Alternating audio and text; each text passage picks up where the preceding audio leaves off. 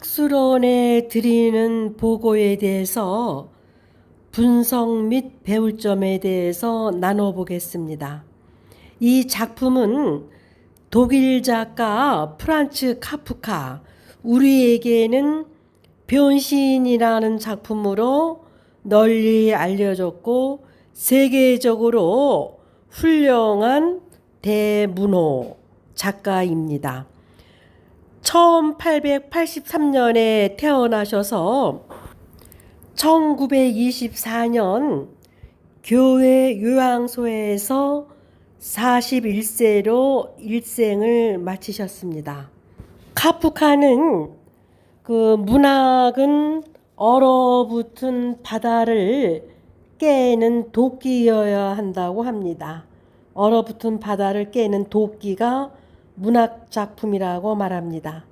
이 작품을 통해서 우리가 몰랐던 것들을 많이 알았으면 좋겠습니다. 변신이라는 작품에서는 인간이 벌레로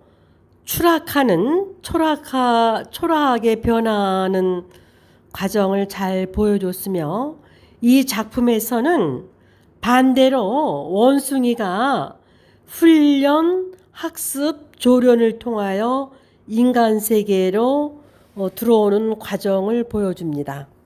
아프리카 밀림에서 잡혀와 서커스에서 최고의 스타가 된 원숭이 피터가 어떤 과정을 거쳐서 인간 세계에 들어오고 정착하게 되는 과정을 보고하는 작품입니다.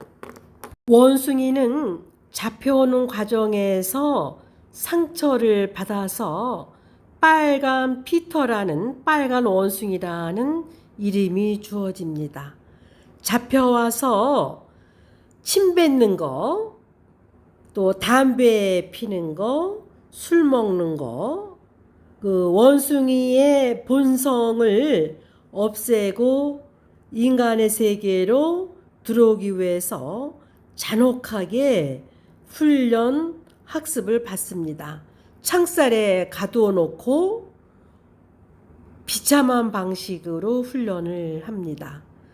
우리는 이 소설을 통해서 우리의 일상생활, 우리의 인생살이를 여러 가지를 비추어 볼 수 있습니다.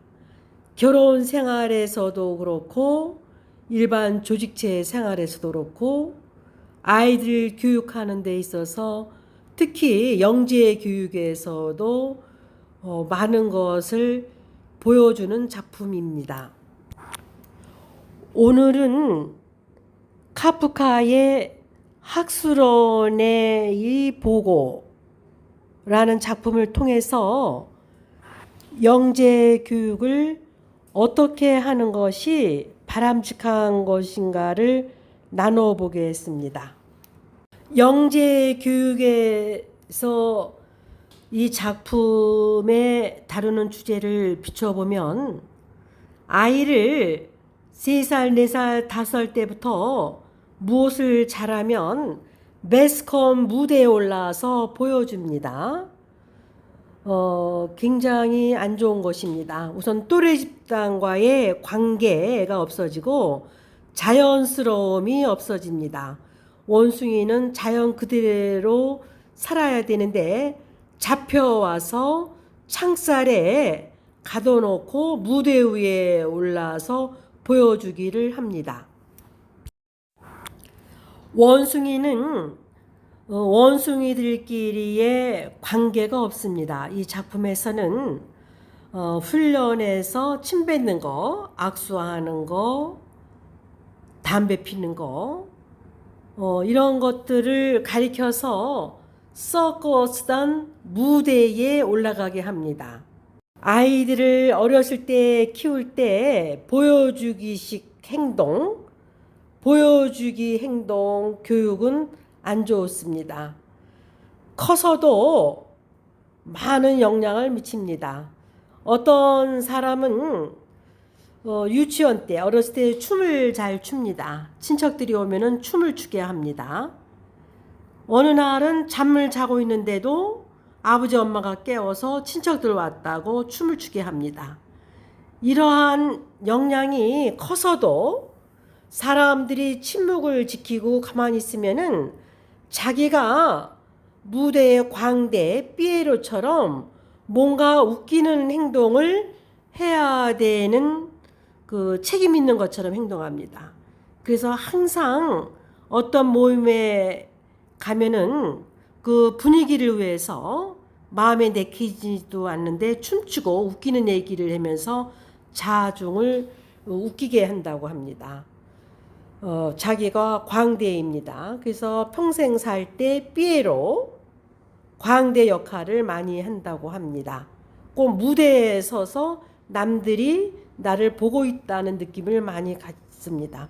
어렸을 때 무엇을 잘한다고 할 때 특히 춤추고 놀고 공부를 좀 잘한다고 해서 매스컴에 들고 다니거나 사람들이 많이 보이는데 춤춰봐 이거 해봐 이런 보여주시기 교육 광대 놀이는 해서는 안 됩니다. 커서도 자기 인생을 사는 것이 아니라 주위 분위기에 맞춰서 내가 누구인지를 잘 모르고 광대 연극 배우 피에로처럼 누구에 의해서 조종당하는 것처럼 살게 되는 경우가 많이 있습니다. 영재 교육을 할 때 부모가 아이를 전문가 영재를 키우고 싶으면은 우선 부모가 먼저 그런 모델을 보여주셔야 합니다. 아이한테 자연스럽게 책 보는 환경을 만들어 주시고 부모도 평상시에 텔레비나 시청각 자료보다는 책을 많이 보셔야 합니다. 아이는 부모 행동을 관찰함으로써 부모를 뒤에서 보고 배웁니다. 아이들한테 책을 갖다 놓으면은 집에서 책을 보지 못한 아이는 책을 넘기는 것을 잘 하지 못합니다. 책을 찢거나 쓰러뜨리거나 그냥 함부로 막 다룹니다. 집에서 부모님이 아이랑 책을 본 적이 없고 책 보는 것을 보여준 적도 없고 집에 또 책도 별로 없습니다. 그러니까 아이가 그 유치원 다니기 전에 아이가 책을 넘기는 거를 잘 하지 못합니다. 부모님이 아이를 어떤 사람으로 키우고 싶으면은 이렇게 채찍으로 원숭이 다루듯하게 가둬놓고 때리고 보여주시기 교육보다는 부모가 일상적인 생활에서 부모가 원하는 양육 방식을 보여주셔야 합니다. 자연스럽게 해야 됩니다. 부모가 아이한테는 가장 좋은 스승입니다. 이 작품에서는 관계가 없습니다.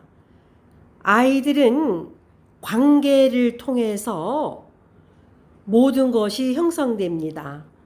엄마랑 관계, 아버지랑 관계를 통해서 성격, 지능이 어린 시절에 형성됩니다.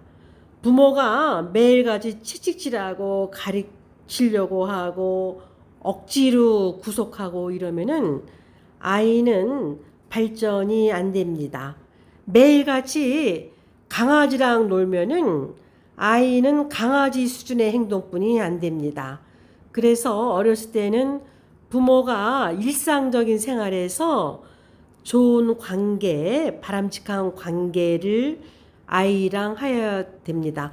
사람은 관계를 통해서 어떤 대상과 어떤 관계를 해느냐에 따라서 어린 시절, 특히 영재가 이루어집니다. 자식을 사랑하고 존중하고 따뜻하게 보살필 때 거기서 진정한 영재성이 피어납니다. 아이를 노래를 잘한다고 해서 어른들이 부르는 노래 춤을 가르쳐서 테레비에 데리고 나와요. 그 원숭이 안에 있는 피터처럼 서커스단의 무대에 선 것처럼 춤추고 노래하고 뜨뜻몰면서 아이가 엉덩이를 흔들면서 노래를 불러요. 어른들이 굉장히 즐거워서 박수를 쳐요. 아이를 망치는 길이죠. 또 뭔가를 조금 잘하면 수학 문제를 조금 잘 푼다고 또 방송에 나오는 거. 또 아이가 뭘 잘하는 걸 통해서 부모가 아이를 수단으로 해서 돈을 벌려고 하는 부모도 있죠. 절대 그래서는 안 됩니다. 그 옛날에 그 김 교수라는 분이 어렸을 때 IQ가 210이에요. 너무너무 천재라서 어린 시절에 미국의 우주항공센터에 4년 근무하다가 돌아왔습니다. 그런데 초등학교도 검정고시로 했고 중고등학교 졸업장이 없으니까 다 검정고시로 해서 또 다시 대학교를 들어가는데 이 교수님은 외부고사 오늘날의 수능을 봤는데 너무너무 어려웠다고 합니다. IQ 210이고 미국 우주항공센터에서 근무한 천재라고 하는 사람이 그 단계적으로 우리나라에서 하는 교육을 거치지 않고 점프해서 그대로 나락으로 떨어지는 것입니다. 이 교수님은 지금 의정부에 있는 대학에서 재직하고 계시는데 다시 돌아가면은 어떤 것을 하고 싶으냐 그러면은 초등학교 때 친구들하고 딱지치고 구슬치고 마음껏 노는 것이라고 합니다.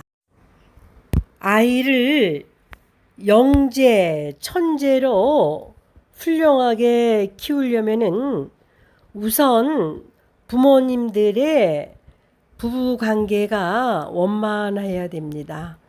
매일같이 부부싸움하고 험악한 분위기에서는 아이가 집중할 수가 없습니다.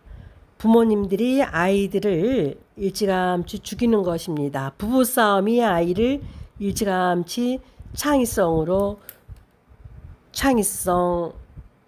다 죽이는 것입니다. 영재, 천재들의 특징을 보면은 엄마, 아버지 관계가 화목합니다. 부자이든 가난하든 이것이 중요한 것이 아니라 부부 관계가 원만하고 화목하다는 얘기입니다. 이 작품에서 자주 언급되는 주제가 출구입니다. 출구, 빠져나가고 싶은 것입니다. 자유까지는 아니더라도 출구를 원숭이가 굉장히 갈망합니다. 출구를 원한다는 얘기는 갇혀 있다는 얘기입니다. 아이를 영재 제대로 잘 키우고 싶으면은 아이를 억지로 가둬놓고 교육을 해서는 안 돼요. 아이가 자기 스스로 뭘 하도록 분위기를 조성해 줘야 됩니다. 영재들의 특징은 자발성이 있고 호기심이 많습니다. 그리고 또래들하고 매우 잘 노릅니다. 천재 영재들의 특징은 잘 놀고 놀이정신을 갖고 어떤 과제에 집착하고 몰입합니다. 그거를 일이라고 하지 않습니다. 부모들이 강제적으로 뭘 잘하면은 여기저기 데리고 다니면서 강제로 시켜서는 안 됩니다. 이 작품에서는 뚜렷하고 명확하게 보여줍니다.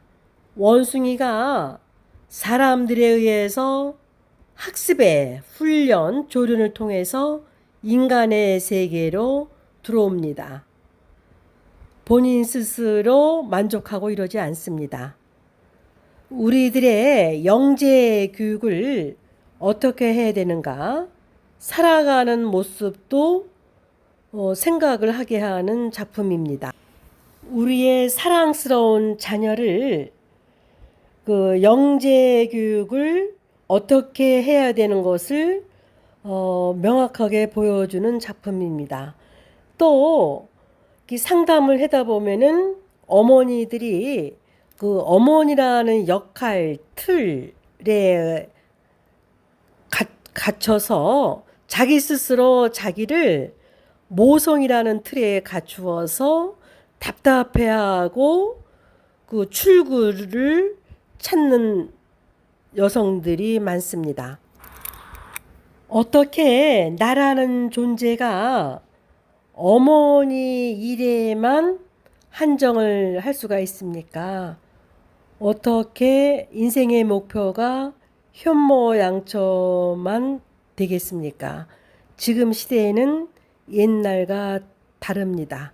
그런데 결혼해서 자기 스스로 모성이라는 틀, 철망, 감옥 안에 자기를 가두어서 옴짝달싹도 못하게 자기를 가뒀습니다. 그리고 언제 이 역할이 끝나나 하고 출구를 모색합니다.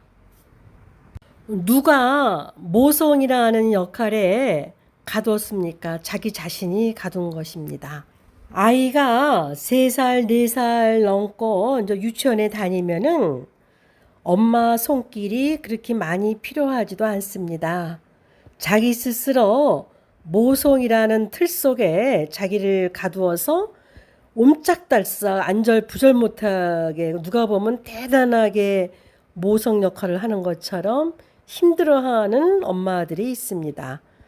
그 틀을 자기가 걷어서 없애면 되는 것입니다. 오늘은 학술원의 보고 원숭이가 사람이 되는 과정을 보고하는 작품 카프카의 작품을 통해서 영재 교육을 어떻게 해야 되는 거와 또 모성 역할에만 집착하는 엄마들의 모습을 나누었습니다. 또 자기 스스로를 가두는 틀, 철조망, 울타리, 감옥을 자기 스스로 비추어 볼 수가 있습니다. 오늘은 여기까지입니다.